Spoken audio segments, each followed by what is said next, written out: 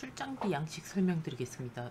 업체에서 출장 갔을 때 뭐 출장비 양식은 어떻게 만들어야 되느냐 이런 질문들 많이 하는데, 양식은 법에서 뭐 신고할 때 신고 서류 말고는 특별히 정해진 양식들이 없습니다. 다 들어가야 될 요소만 적당히 넣으시고 만드시면 돼요. 그래서 또 이것도 뭐 하나 만들어 놓지 않으면 뭐 요청할 때마다 만들어 줄 수도 없고 없다고 할 수도 없고 이렇죠. 그래서 국내 출장비 같은 경우에는 일단 출장비 정상 국내 출장 기간 몇 월 며칠부터 몇 월까지 적게 두시고요. 그리고 왜냐면 이 출장이 한 건에 대해서 전체 출장 기간을 적으라는 겁니다. 여기다가 출장지 이렇게 적으셔도 좋겠죠. 이러면 여기다가 말 나오는 김에 출장 장소, 뭐 유럽에 갔을, 물론 국내니까 뭐 제주도 이런 식으로 적게 하시고요. 출장 기간 몇 월 며칠에서 몇 월 며칠까지. 예. 그 다음에 밑에는 이제 일자별로 영수증을 확 섞어서 가져와서 하면 힘들죠. 며칠자에 숙박비 15만원 썼는데 100원 썼는데 뭐 출장 지역이 롯데호텔 이런 식으로 3월 1일에 식대, 뭐 석식, 조식, 중식 이런 식으로 적게요. 호텔 이렇게 해서 합산이 이렇게 나옵니다. 그러면 이거 프린트 하셔서 요 뒤에다가 영수증 붙여서 주시면 됩니다. 물론 카드 쓰신 내역은 홈택스에서 자료도 받지만 특히 해외 출장비 같은 경우에는 홈택스 자료에 해외 사용 내역은 안 나옵니다. 이거 반드시 유념하셔야 됩니다. 그래서 이거는 국내라서 이렇게 해서 300원이 나오면 출장 전에 미리 보통 받아가죠. 본인들 대기업 같은 데서 본인들 돈 쓰고 나중에 청구해라 이런 경우 드뭅니다. 중소기업은 또 상황에 따라서 다를 수 있는데 일단 선지급하는 경우가 많으니까 선지급을 예를 들어서 500원을 줬다. 그런데 실제 300원이었다. 이러면 회사에 반납을 200원 하시면 되죠. 그러니까 그거까지 적어주시면 좋아요. 물론 뭐 후불이었다. 이러면 이런 거 다 0 이렇게 지우시면 됩니다. 그러면 300원 받으시면 되죠. 실제 쓴네요. 이렇게 처리하도록 하시면 되고요. 그 다음에 해외 출장의 경우에는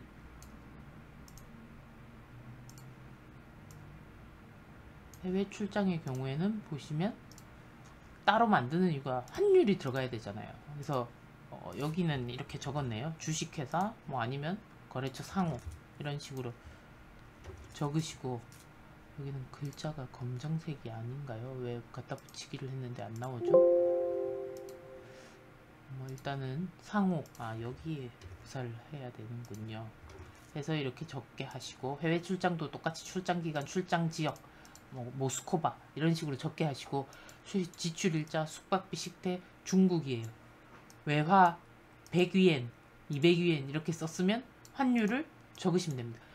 제일 외국한은행에서 고시하는 기준환율을 적는 게 맞는데, 이런 영수증까지 뭐 외국한은행 가입하셔서 기준환율 뽑으셔도 되고, 아니면 뭐 네이버 환율 정도 치셔도 크게 무리 없습니다. 그렇게 해서 수식 걸어서 쓰게 하시고 합치면 금액이 얼마다. 해외 출장 갈 때는 반드시 환전해 가죠.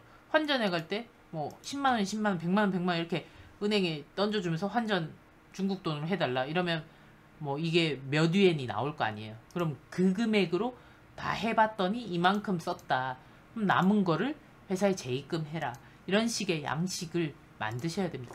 엑셀은 어려우면 뭐 네이버 찾아보거나 사람들한테 부탁하거나 이런 게 가능한데, 이런 거를 정리를 이렇게 해 놓으셔야지 나중에 내가 무슨 일을 하고 있을 때 뭐가 필요하고 또 주세요 이러면 정말 업체도 정신없고 나도 정신없고 이렇거든요. 근데 이거를 주시면서 자 여기에 정리를 좀 해주세요. 물론 뭐 한두 건 해외 가서 쓴 것 가지고 이렇게 해달라고 하면 다 짜증내겠죠.